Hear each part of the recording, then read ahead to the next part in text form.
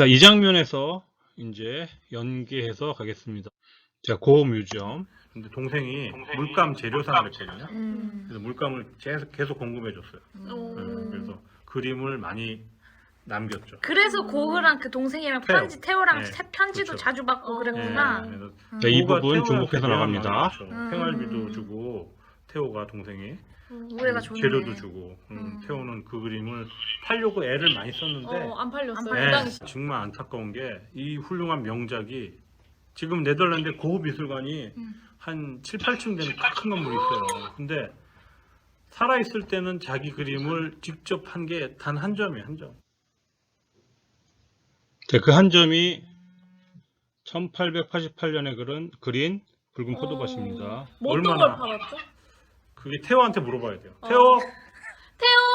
이 태호 어디 작품이다, 이 갔네? 작품. 아, 이 작품만 팔았어요? 아. 그러니까 저 붉은 포도 감상하겠습니다. 이 작품이죠. 그게 태호한테 물어봐요. 태호! 태호 어디 갔네? 이 작품. 아, 이 태호가 작품만? 오늘 자주 등장하네. 그러니까 아. 태호도 동생인 입장에서 계속 형이라고 있는데 계속 지원을 하려니까 힘들었겠지만 힘들지 않겠어요? 아무리 힘들죠. 형이가 계속 돈 대주고 여러분 방구석에서 맨날 그 스타 하고 있는 형아 있다고 생각해 보세요. 그렇지. 네. 근데 형아가 이제 죽은 다음에 막 영웅이야. 이런 전술을 썼던 사람이 있는 거야? 막 이러면서. 그 비유가 적절한지 모르겠지만 아무튼 그 당시에는 경제적 능력이 하나도 없었는데 지금은 뭐 네덜란드 대표, 유럽 대표가 되죠. 인생 어떻게 될지 모르는데 맞아요. 맞습니다. 잘하세요. 맞아. 잘하시고 존중해 주십시오. 자, 고흐 그림을 감상을 했고요. 고흐의 자화상. 고흐는 자화상을 여러 작품 그렸습니다. 고갱 보겠습니다. 오 멋있다. 고흐가 좀 멋있다. 나이 들었을 때 작품입니다. 수영도 기록. 그럼 아까 그 귀 자른 거는 젊을 때인가요? 이것도 더 나이 들었어요. 그렇죠. 예. 귀는 왜 잘랐나요? 고갱과 사실 같은 아틀리에 생활을 오래 했는데 그때 다툰 다음에 자기 화를 못 참고 잘랐다고 하는 설이 있고 고갱 아유 쓰리 같은 말 하다니 팍 이렇게. 어머, 자기. 그런 설이 있고 뭐 술 먹고 넘어지다가 뭐 다쳤다 이런 말도 술이 있고. 문제야 술이. 술이 문제야 문제 자꾸 네가 떠오르게 해 후후후. 두 분 괜찮으시겠어요? 2학년들이 봐도? 저희는 술 안 알아서 먹었습니다. 편집했어요. 그래서 바로 이제 고갱이 등장했습니다. 고갱. 고갱은 고흐랑 같은 시대에 네덜란드에서 활동을 했고 고갱은 고흐랑 싸운 다음에 그 태평양에 있는 타히티 섬으로 건너갑니다. 타히티 섬. 심하게 싸웠나 봐요. 네, 그 갱이잖아요. 갱은 아니에요. 그냥 고갱이. 설마 했는데 옆에 설마가. 그래서 난 고갱이 그 고흐를 괴롭혔다고 생각하지 않습니다. 고갱은 갱이 근데 아니에요. 표정 보니까 되게- 시비 엄청 많이 걸게 생겼어. 까불게 생겼어. 맞아. 엄청 시비 걸게. 얄밉게 생겼어. 야, 네가 그림을 그려? 아, 맞아. 이거 지나가던 걔도 그리겠다. 이럴 것 같아. 맞아 맞아. 둘이 성격은 안 맞았을 가능성이 높아요. 응. 왜요? 인상주의 화가들이 개성이 다 강하거든요. 근데 고흐는 조금 잘 삐질 것 같아. 좀 내성적일 것 같아요. 내성적이 좀 맞아, 잘 삐질 맞아. 것 같아. 이 사람은 얘는 좀 막말할 것 같아. 외향적일 것 같고. 아무튼 둘이 다 고시잖아요. 그러니까 나는 치데스라고 생각을 해요. 고, 네. 흑자, 고갱, 고흐. 갱짱. 나 고지해. 고세원. 고세원 잘 어울린다. 말도 안 되는 고시 돌림입니다. 고등어도 있는. 자, 고갱 나옵니다. 고갱은 타히티 섬에 가서 오랫동안 작업. 네.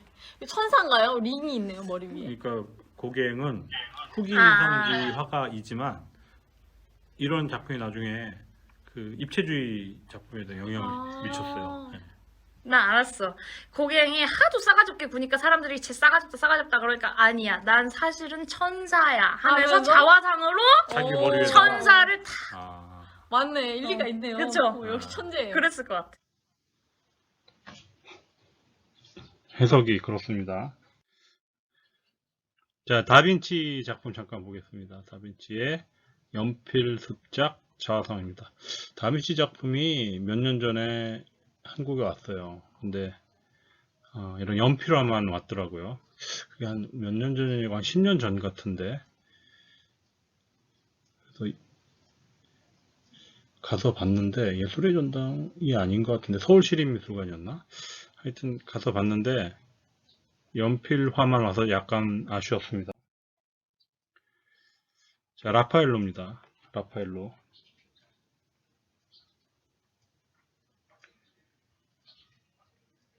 라파엘로의 자, 뒤로의 작품을 보겠습니다.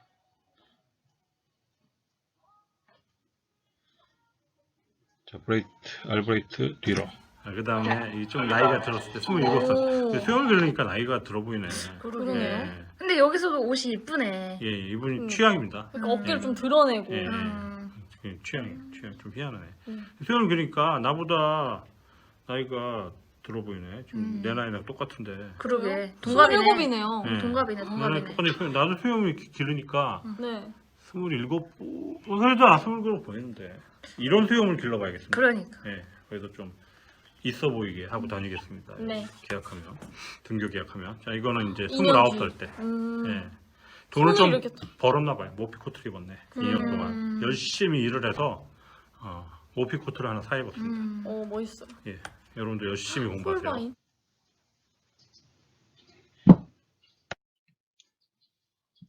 저 뒤로의 자화상을 이제 비교해서 보고 있습니다. 김뒤로와 윤뒤로도 있습니다. 수염을 기른 게 같아서 이렇게 배치해왔습니다. 이제 홀바인 작품 보겠습니다. 네. 홀바인은 이거 그거 아니에요? 뭐죠? 아, 뱅! 이태원 클래스의 아, 뱅이에요. 그 머리. 헤어스타일. 세로이 머리예요, 여러분. 세로이 머리. 앞서갔네. 홀바인 앞서갔네. 역시 예술관 다르다. 상상도 못했다. 요즘 지금도 홀바인이라는 상품이 있어요. 들어본 것 같아. 이름이 메이커. 물감 상표 중에 홀바인이라는 상품이 있어요. 아주 유명한 화가입니다. 자, 홀바인 물감이 전문가들이랑 또 입시 미술 재료로 많이 쓰입니다. 그래서 우리 고3 때 너도 나도 홀바인 물감을, 수채화 물감을 산다고 난리가 났어요. 근데 가격이 뭐 2배가 아니라 한 대여섯 배 비쌌어요. 신한 우리 국산 물감보다. 근데 이제 발색이 좋다고 입시 시험 그림은 발색이 좋아야지 채점하는 교수들 눈에 잘 띈다고 막 너도 나도 사더라고요. 근데 문제는 일제였어요. 그리고 가격도 너무 비쌌고. 그래서 저는 그냥 쓰던 거 쓰자. 익숙한 거. 그래서 그냥 국산 신한 물감으로 그려서 합격했습니다. 명필은 붓을, 재료를 탓하지 않죠. 이제 루벤스 작품입니다. 루벤스, 바로크 시대 화가죠. 루벤스. 멋지게. 되게 있어 보이는데요? 네, 그러니까. 되게 창백하네. 그러니까 안에 화실에서 맨날 그림만 그렸던 사람 같아. 이게 좋은 말씀하셨어요. 저 때는 관찰력 대박. 이게 유화 물감을 많이 썼는데 이것도 유화 그림입니다. 유화 물감을 이렇게 나이프로 이렇게 섞어요. 그리고 이제 붓으로 또 한번 섞어서 색칠하는데 물감 섞는 나이프로 배고플 때 그걸 또 빵을 베어 먹고 그랬거든요. 이렇게 따끈하게 그냥 왜냐면 물감을 아주 세제로 깨끗이 안 닦고 그냥 붓으로 붓이 아니고 나이프로 그냥 이렇게 작업실에 딱딱 물감만 덜었는데 딱. 그래서 그 예술가들 옷이 뒤로 더럽구나. 네. 근데 옷이 들어온 건 괜찮아요. 그거 좀 버리면 되니까. 근데 그 나이프에 그 물감 기운이 있는데 그걸로 빵을 베어 먹으니까 물감에 있는 독성을 먹은 거예요. 어머머머. 네. 근데 그 물감은 그때는 천연 물감이거든요. 물론 그러게. 화학 물감도 안 좋지만 천연 물감 중에서는 뭐 납 성분도 있고 어머. 카드뮴 성분도 있고 어떤 성분이 들어갔는지에 따라서 어떤 색깔을 썼는지에 따라서 수은을 막 먹었단 말이에요. 어머머. 납도 먹고 어머머. 모르니까. 어떡해. 네, 그래서 이렇게 하얀 것 같아요. 그리고 얼굴이 하얗다. 그때 화가들이 빨리 죽은 화가들이 많아요. 네, 그게 이제 못 먹어서 그런 것도 있지만 네. 그렇게 물감을 가까이 하고 냄새 맡고 먹고 하다 보니까 그래서 무슨 병인지도 모르고 빨리 위생에 죽은 문제가 있었구나. 네, 그때 실제로 그랬다고 합니다. 자, 벨라스케스 화가입니다. 벨라스케스.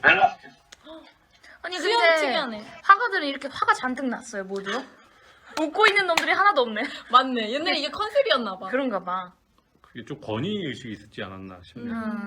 세 보이려고.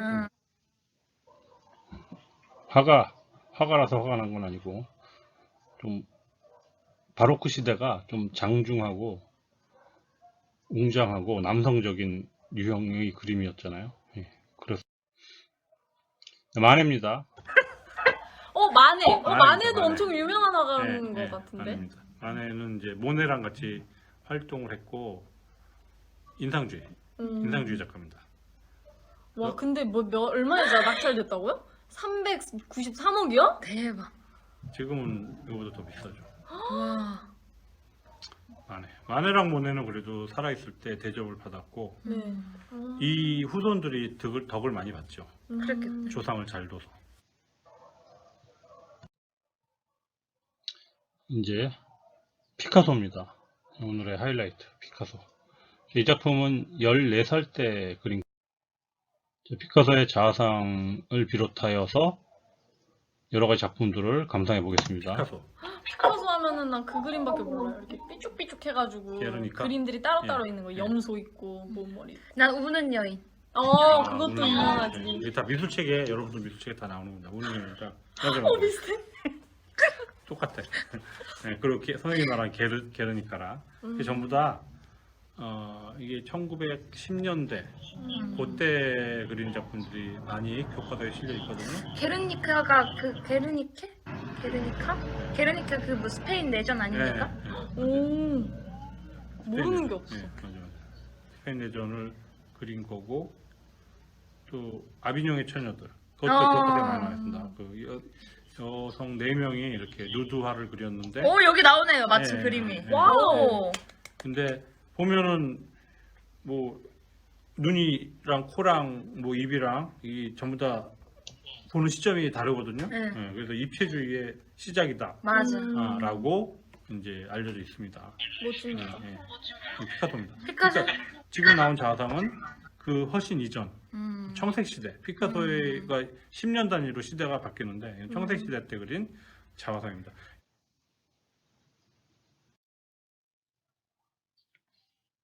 피카소의 어렸을 때 젊었을 때도 아니야 어렸을 때. 여러분 피카소의 교과서에 있는 그림을 보면은 이 사람 이상하게 그렸다라고 하는 학생도 있지만 이 사람 젊었을 때 10대 때 엄청 똑같이 그리는 그림을 네. 잘 그렸어요. 네, 그래서 피카소의 아버지도 화가였는데 아버지가 10대 피카소의 그림을 보고 그림은 네가 그려라. 나는 너를 후원하겠다. 오. 자기 아들이 자기보다 잘 그린다고 오. 화가인 아버지가 판단을 하고 이제 피카소를 밀어주기 시작한 거예요. 근데 청색 시대는 이 발경이 파란가요?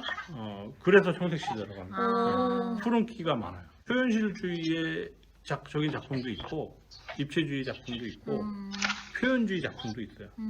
그래서 피카소가 그런 시대의 작품들을 다 섭렵을 했다고 보면 돼요. 근대의 여러 가지 경향을 다 가지고 있는 작가입니다. 누구예요? 피카소. 와우. 피카소. 색연필로 그린 것 같아. 이거는 콘테라고 크레용 비슷한 재료로 그렸어요. 이 작품은 파스텔로 그리고요. 이건 피카소의 자화상 작품. 15살에 그린 겁니다. 이거는 16살에 그린 피카소의 작품입니다. 이건 그 이후에 청년기, 장년기 때 그린 자화상들이고, 왼쪽 그림은 이제 입체주의를 시작할 자화상입니다. 나중에 이런 식으로 단순화되고 입체적인 작품을 그립니다. 왼쪽 그림과 오른쪽 그림은 뭐 현격하게 차이가 나죠. 뭉크의 작품이 이제 소개가 됩니다. 뭉크네요? 이제 이 뭉크입니다. 뭉크 제일 유명한 그림 그거 뭡니까? 절규. 이거 아닙니까? 해골이 이러고 있는 거죠. 절규. 너무 이거 그림도 너무 좀 무서워요. 이거는 이제 저승에서래요. 자화상을 저승에서라는 제목을 붙였습니다. 예. 저승에서. 예. 멋있죠? 무서워. 불이 막 있고. 아니 무서워. 아, 저는 멋있습니다, 이거. 뭐 뭐 무서워. 있어 보입니다. 불 앞에 난 당당히 걸어 들어가겠다.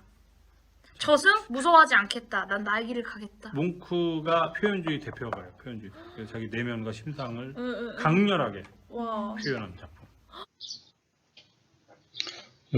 대학원 때 오슬로를 갔는데 이 절기를 보려고 5시인가? 하여튼 일찍 문을 닫더라고요. 5시 1분에 가서 그 오슬로 미술관에 입장을 못하고 그냥 돌아왔던 기억이 납니다. 와 멋있어. 샤갈입니다. 샤갈 초현실주의 작가고 네. 현실을 이제 초월한 게 초현실주의죠. 네, 그래서 현실을 초월해서 그렇기 때문에 이런 형상의 사람은 없죠. 엄청난 것 같아요. 네. 네. 어느 쪽에서 어느 면에서 엄청납니까? 그냥 이렇게 얼굴에 기역자 이것도 있고 네. 소 갑자기 나오고 여기 갑자기 막 뭐가 궁이 있고 네. 여기 에펠탑인지 뭔지 있고 네. 갑자기 여기 손가락 7개 막 난리 손가락 났어. 7개? 어머머, 진짜잖아. 응. 아주 눈썰미가 뛰어납니다. 네, 맞아요. 난리 났어요. 그래서 현실을 초월한 상상 속의 이미지를 그림으로 표현한 사람들을 초현실주의 작가라고 그러고 이게 발생한 게 1918년, 9년 요때거든요. 그래서 요때 이제 시대적 배경이 세계대전이 있었어요. 1914년부터 19년까지 1차 세계대전이 있었잖아요.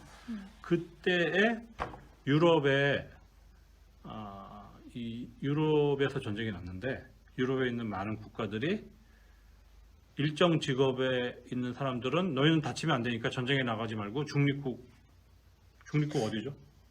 어려운데 몰라요. 근데. 중립국 중립국이 스위스. 어딘지 알아요? 스위스입니다. 네. 중립국 스위스로 다 피신을 보냈어요. 근데 그 중에 대표적인 직군이 화가였어요. 아. 조각가, 화가, 건축가, 문학가. 와. 왜요? 그러니까 왜 그랬냐 하면은 유럽은 문화가 그 정신, 예술 뭐 그런 걸 높이 쳐줍니다. 그 문화 자체가 그렇습니다. 그래서 거기는 이제 화가, 이름 없는 화가도 그 사회적으로 인정을 받아요. 그래서 아파트 분양을 받을 때도 그 맨 옥상층을 준대요. 왜 그러냐 그랬더니 옥상층에는 그 위쪽에 다락방 같은 공간이 하나가 더 있는데 그거를 화가 아틀리에로 쓰라고, 공짜로 쓰라고 그러건 배려를 해준다고 합니다. 그 파리 미술가 협회에 들어간 화가 회원들한테만. 유럽의 문화입니다. 예술가들을 숭상해주는. 그래서 예술가들을 안전한 지역으로 중립국으로 대피를 시켜서 안전하게 있어라. 그리고 그 와중에 거기에 대피해 있던 예술가들, 화가, 조각가, 문학가, 건축가, 뭐 소설가, 철학가 이런 사람들이 모여서 이제 그 당시에 그 다다이즘 선언을 하고 1919년에 그리고 1918년에 브루톤 같은 이제 화가랑 소설가들도 같이 함께 참여했어요. 그래서 반전쟁을 선언을 하기도 했습니다. 이제 학생들 작품을 살펴보겠습니다. 학생들이 자화상을 그린 거고요. 잘 그렸죠? 연필로만 그리도록 했습니다. 칼라로는 하지 않고. 근데 연필로 그렸는데 잘